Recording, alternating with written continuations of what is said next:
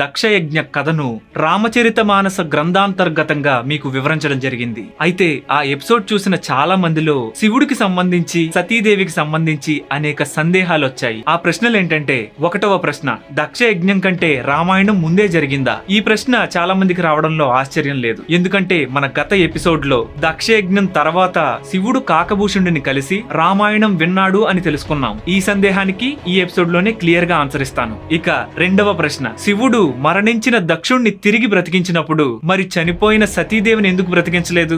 అలా ఎందుకు చేయలేదు? ఇక 3వ ప్రశ్న, అసలు సతీదేవి భస్మం అయితే శివుడు తన భుజం మీద సతీదేవిని ఎలా వేసుకోగలిగాడు? ఎలా రుద్రతాండవం చేయగలిగాడు? విష్ణువు ఆ సతీదేవి దేహాన్ని ఎలా ముక్కలు చేయగలిగాడు? పూర్తి వీడియో లింక్ ఈ బాటమ్ లెఫ్ట్ కార్నర్ లో ఇస్తున్నాను, దాన్ని క్లిక్ చేసి చూసేయండి. ఇలాంటి మరిన్ని మంచి వీడియోల కోసం మన ఛానల్ ని సబ్స్క్రైబ్ చేసి మీ ఫ్రెండ్స్ అండ్ ఫ్యామిలీ మెంబర్స్ కి ఈ వీడియోని షేర్ చేయండి.